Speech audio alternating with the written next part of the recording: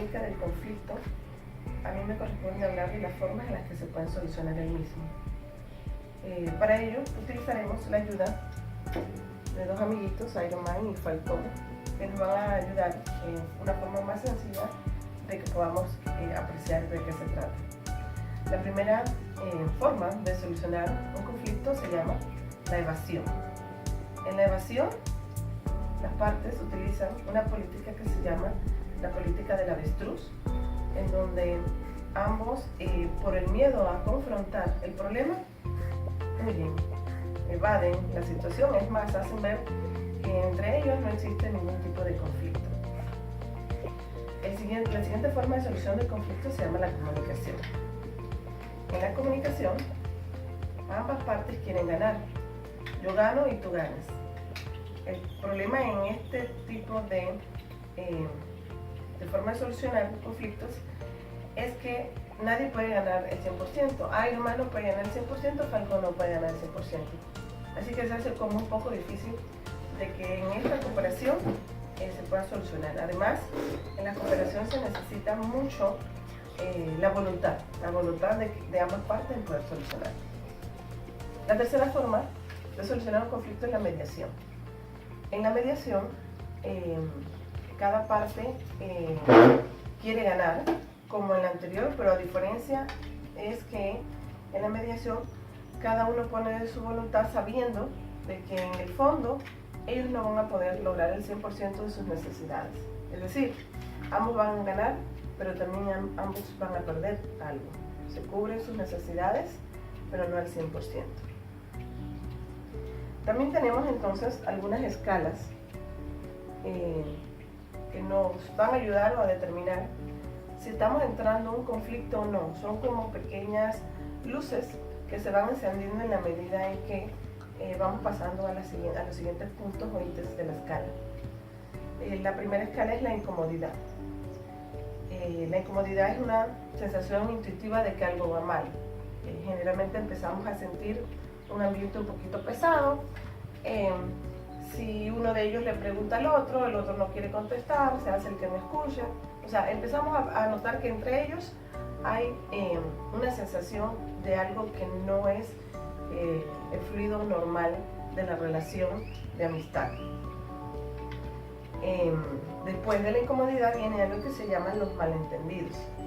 En el malentendido hay una pésima comunicación o una comunicación bastante deficiente. Él puede darle una información y esta persona está entendiendo otra cosa totalmente diferente, ya sea por una mala percepción de lo que dice o porque este tal vez no busca la mejor forma de mostrar lo que está sintiendo. Entonces ya pasamos a un segundo punto en donde la relación de esta amistad está en peligro. También tenemos la tensión. En la tensión hay una gran abundancia de actitudes negativas. Si él le va a dar la mano, este interpreta que tal vez le quiere pegar. Entonces allí, en esta tensión, ambas partes están a la defensiva de que el otro le puede hacer algo y en consecuencia, pues ambos están preparados para cualquier ataque que se dé entre ellos. También tenemos entonces el último punto. Ese último punto se llama la crisis. Cuando ya llegamos a este punto de la crisis, realmente ya tenemos un conflicto bastante grande. En la crisis se caracteriza principalmente porque todas esas emociones reprimidas que tenía Iron Man y todas las emociones reprimidas que se fueron guardando y guardando con Falcón, entonces ya explotan. Y al explotar entonces viene la lucha constante entre ellos, que puede llegar incluso a violencias psicológicas, violencias físicas, que realmente entonces nos dice que el conflicto realmente ya existe. Con esto entonces podemos decir que estas pequeñas escalas nos sitúan a nosotros dentro de la relación para saber si estamos en vías hacia un conflicto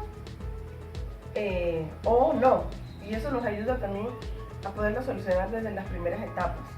Porque no es lo mismo procurar solucionar un conflicto cuando ya está en la escala de la crisis a cuando simple y llanamente estamos incómodos. Por lo cual estas escalas o estos ítems nos ayudan muchísimo a saber en qué etapa estamos y cuáles son los medios o las formas de solución del conflicto que serían realmente las más afines para el caso en específico. Y esto es aplicable para conflictos personales, para conflictos grupales, incluso para conflictos entre países. Muchísimas gracias.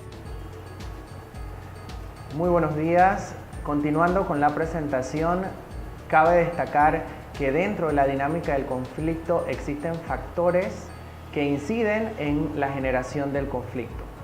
Tales los podemos destacar de la siguiente manera.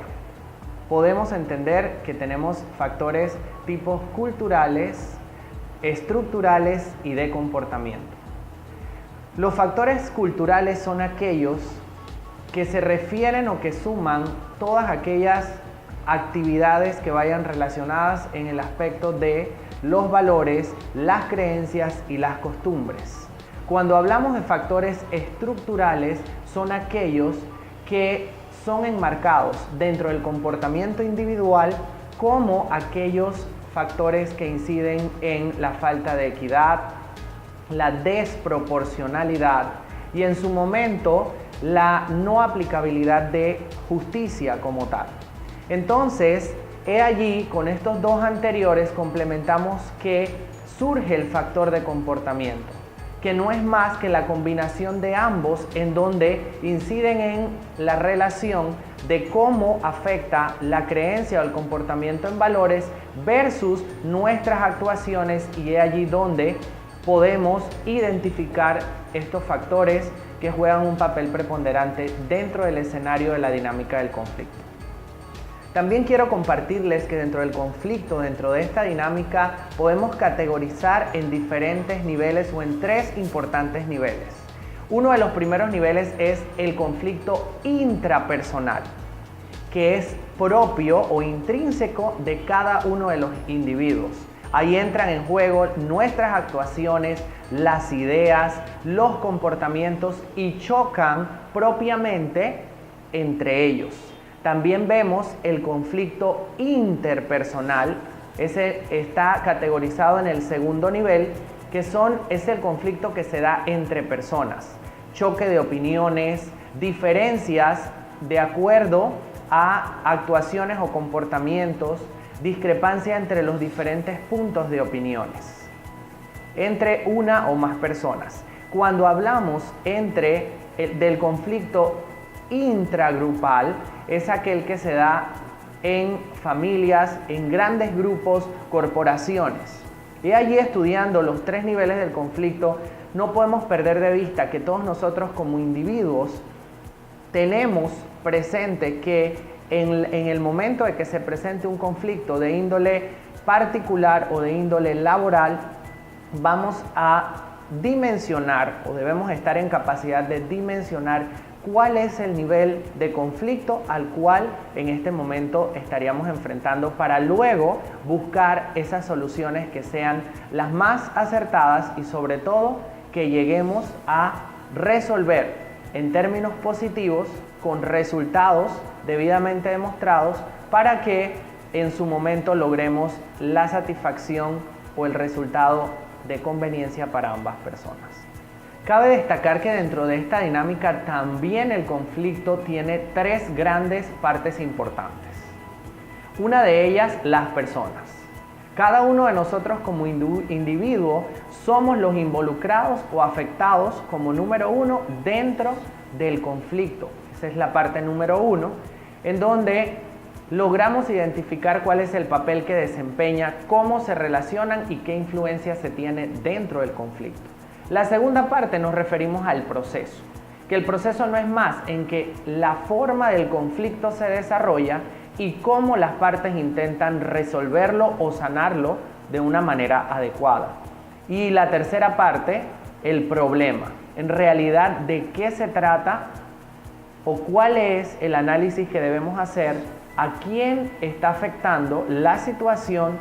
Y sobre todo analizar si se trata de un conflicto real o aquellos que en su momento se busca responder o solucionar la otra parte que forma dentro del conflicto una divergencia, ya sea de opiniones, de conocimientos, ya que en su momento debemos justificar o debemos identificar las tres grandes partes del conflicto.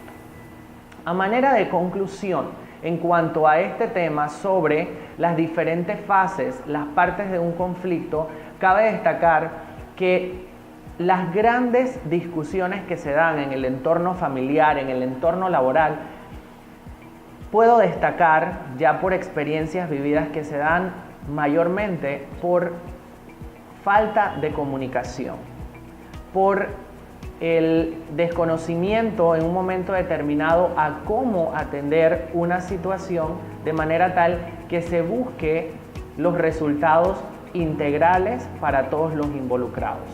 Y en segundo plano, también poder identificar que generar el conflicto no se hace de una manera fácil. ¿Por qué? Porque el conflicto lo generamos en muchas ocasiones por nuestro estado emocional. Y una recomendación muy importante es que todo ser humano, independientemente de la profesión que ocupe, deba tener equilibrio emocional, autocontrol, para que estas situaciones puedan ir en disminución y podamos tener la sociedad que todos esperamos. Una sociedad que realice cada quien su actividad de manera independiente, de manera profesional, y al final, lo más importante, el logro de los resultados y que esos resultados sean altamente positivos. Continuando con el tema, la dinámica de los conflictos, pues yo les voy a desarrollar el tema del mapa del conflicto. Y podemos establecer que en el mapeo de los conflictos, permite establecer los supuestos procesos y elementos que se tienen que desarrollar para analizar una relación conflictiva. Para ello, nosotros entonces vamos a establecer una guía de la resolución de los conflictos. Generalmente, la gente emplea ciertos comportamientos, normas, procedimientos e instituciones en un intento de resolver el conflicto, ya sea por métodos basados en los intereses, basado en el derecho o basado en el poder. Así podemos ver entonces que en el método basado en los intereses, lo que se intenta es conciliar los derechos subyacentes, entendiendo subyacentes de acuerdo con la Real Academia de la Lengua, como lo que está debajo de algo. Entonces esos intereses que están debajo, esos intereses que están muy por debajo, lo que intentan es reconciliar esos intereses de los disputantes. El segundo modelo está basado en derechos, y en ese sentido podemos establecer que lo que se intenta es determinar quién tiene la razón según algunos criterios de comportamiento aceptado. También está el modelo basado en el poder, y en esto pues lo que se centra es en determinar qué parte tiene más poder y si son coercitivos por naturaleza. El mapa para manejar los conflictos también se puede establecer según las habilidades para comprender sus propios sentimientos hacia el conflicto. Eso significa reconocer cuál es la causa del conflicto, o sea, cuáles son las palabras o acciones que inmediatamente van a provocar una reacción emocional, como lo son el enojo o la ira. También está la habilidad para escuchar atentamente, y lo que se debe aquí es tratar de comprender lo que la otra persona está diciendo. ¿Qué hay que hacer? Hay que escuchar con cuidado, en lugar de estar pensando lo que debe usted decir posteriormente. Escuchar atentamente requiere de concentración y un lenguaje corporal que indique que realmente nosotros estamos prestando atención a la otra parte. También está la habilidad para brindar opciones para resolver el conflicto. Muchas personas solo pueden concebir dos maneras de manejar el conflicto: pelearlo o evitarlo. Pero lo que se debe asegurar es que los datos que tenemos son los correctos. Explorar las ideas que se pueden ayudar o las cuales nos podemos basar nosotros para resolver la discusión. Y debatir los pros y los contras y obviamente pues también las consecuencias. Existen 5 maneras o 5 formas para resolver el conflicto. Está la competición, que es el ganar o perder, o el regateo, que también se le puede llamar, y es satisfacer sus necesidades que es importante, pero satisfacer las necesidades de los demás no. Eso es lo que quiere decir la competición. También está el compromiso, que significa que se va a satisfacer las necesidades nuestras y las de su contraparte moderadamente importantes. Está el evitar, en la cual pues somos indiferentes a las necesidades de los demás. Y acomodar, que es simplemente rendirse o conformarse. En general, pues lo más